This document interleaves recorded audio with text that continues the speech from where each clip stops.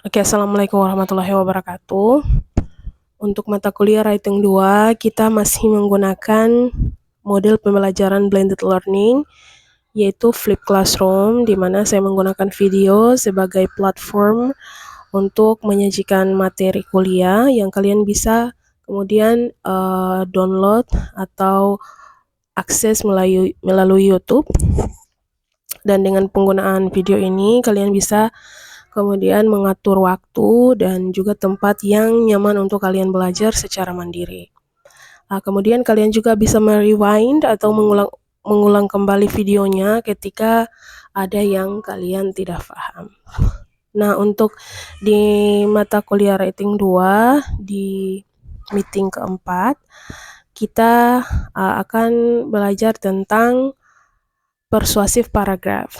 Mungkin kalian sudah tahu bahwa persuasive paragraph itu adalah paragraf yang berfungsi untuk meyakinkan pembaca tentang pikiran, opini, atau argumen yang dimiliki oleh seorang penulis.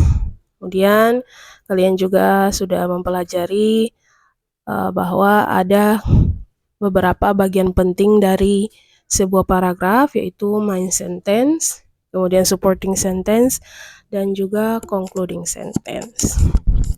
Nah, untuk di persuasive paragraph, main sentence, supporting sentence, dan concluding sentence-nya itu agak berbeda dengan paragraf-paragraf yang lain.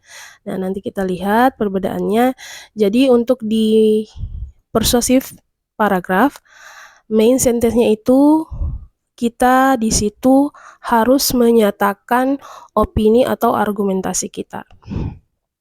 Oke, yang kemudian di supporting sentence-nya kita harus memberikan alasan dan kemudian juga bukti-bukti dan contoh yang bisa mensupport statement atau opini kita di main sentence tadi. Kemudian di concluding sentence kita harus merestate opini kita atau menyatakan kembali opini kita dengan bahasa atau kalimat yang berbeda tapi masih dengan tujuan yang sama, seperti yang di main sentence.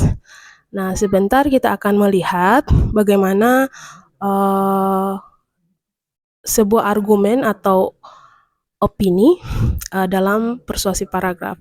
Jadi argumen yang kita buat itu sifatnya itu harus logical, kemudian convincing, dan juga konsisten. Dikatakan logikal,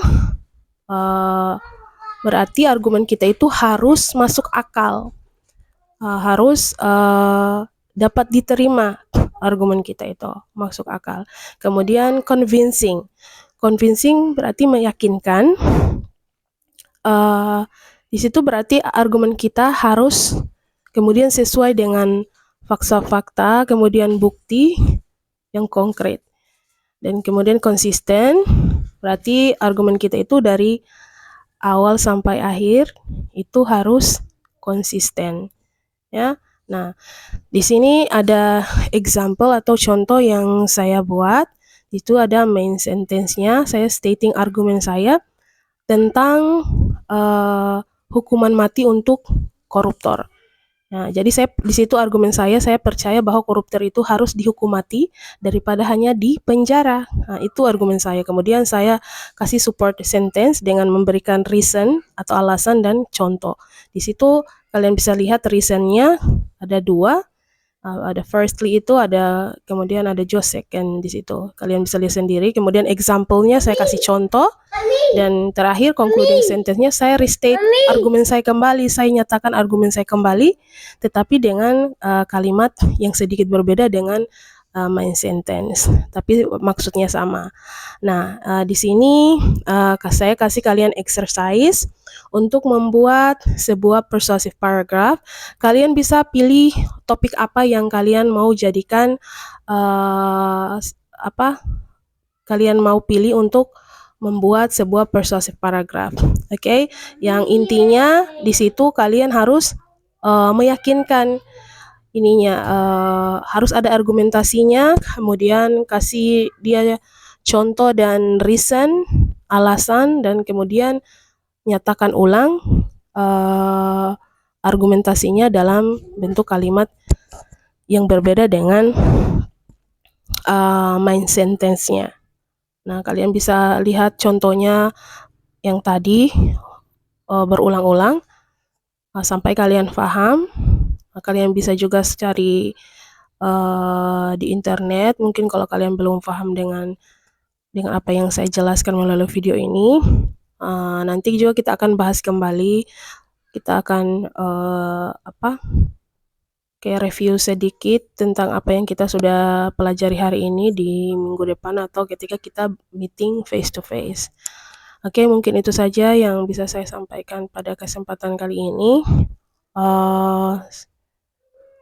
Untuk tugasnya malam ini harus dikumpul seperti yang tugas yang di mata kuliah structure 2. Oke.